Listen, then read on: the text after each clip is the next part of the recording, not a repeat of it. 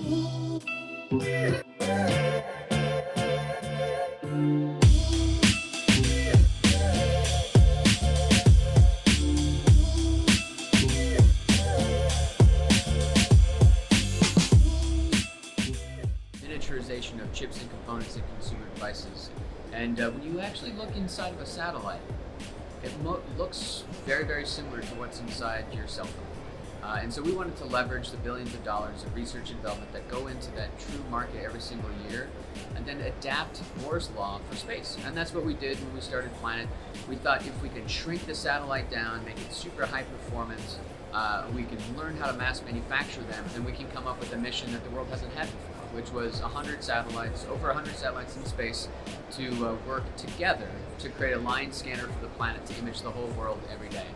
Now, 8 years later, we've launched over 350 satellites into space for the history of our company on 26 different launches. We operate the world's largest constellation of satellites in history.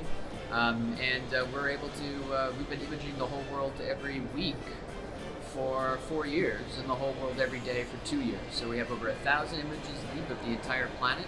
That recorded history allows us to understand what's happening on our whole planet and how to actually react, anticipate, and mitigate some of the major challenges that we have with the global society, whether it's environmental degradation or getting toward a more efficient economic system or strengthening democratic institutions and the rule of law around the world.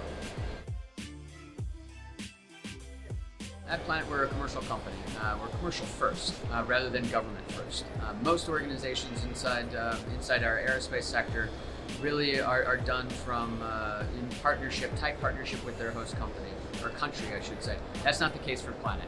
We took venture capital investment, we recognized the convergence of these technologies, and then we went straight out to industry. And agriculture has been our largest market vertical for the history of our company. And I think this year it's going to be about even between agriculture and government, because it takes a long time for government to buy a product.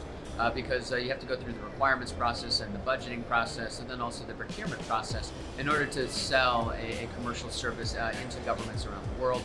And that takes some time, but we've been operational for so long that it's beginning to kick up.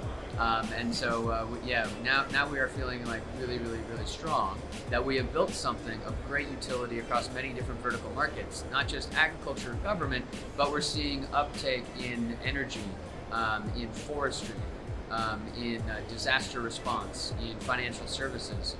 All the same reasons why governments historically have used remote sensing data to have a decision advantage, understand context, and change over time. All the same reasons why business leaders also want to have access to this information.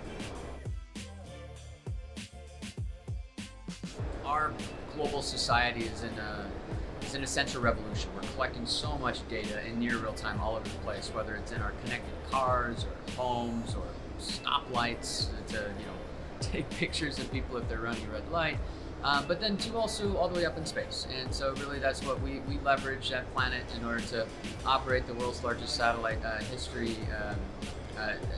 world's largest satellite constellation in history.